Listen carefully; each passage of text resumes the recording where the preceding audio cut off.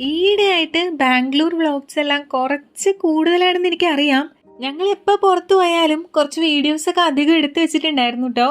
ചേച്ചിയുടെ ഹസ്ബൻഡ് നല്ല ഡെഡിക്കേറ്റഡ് ആയിട്ട് വീഡിയോസൊക്കെ എടുത്തു തന്നുകൊണ്ട് കുറച്ച് ഗാലറി മൊത്തം ഇപ്പോൾ ബാംഗ്ലൂർ വ്ളോഗ്സ് ആണ്.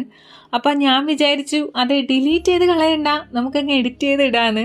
ഇത് ആക്ച്വലി ഞങ്ങൾ ഞായറാഴ്ച ദിവസം ഒരുമിച്ച് പള്ളിയിൽ പോയതാണ് കേട്ടോ. ഈ വീഡിയോയിൽ കാണുന്നത് ഒരാൾ എൻ്റെ ചേച്ചിയാണ്, ഒരാൾ അനിയത്തിയാണ്. അനിയത്തി എന്ന് പറയുമ്പോൾ പപ്പയുടെ അനിയന്റെ മോളാണ് കേട്ടോ. നാട്ടിൽ നിന്ന് ബാംഗ്ലൂരിൽ സെറ്റിൽ ആക്കി കഴിഞ്ഞപ്പോൾ ചേച്ചി ആദ്യമൊക്കെ പറയായിരുന്നു ഇവിടുത്തെ കുർബാന കാണുമ്പം ഒരു സാറ്റിസ്ഫാക്ഷൻ ഇല്ല എന്നൊക്കെ.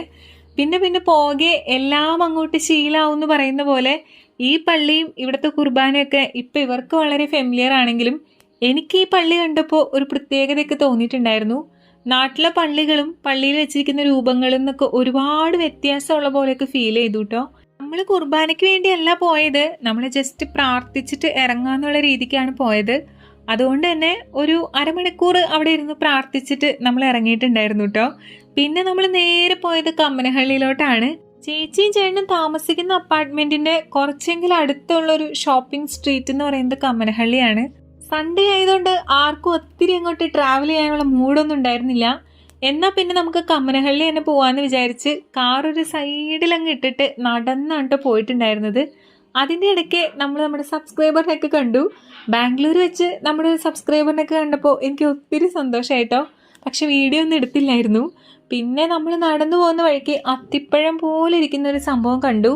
അത്തിപ്പഴാണോന്ന് അറിയില്ല. ഒരു ടൂറിസ്റ്റ് നമ്മളോട് ചോദിക്കുകയും ചെയ്തു.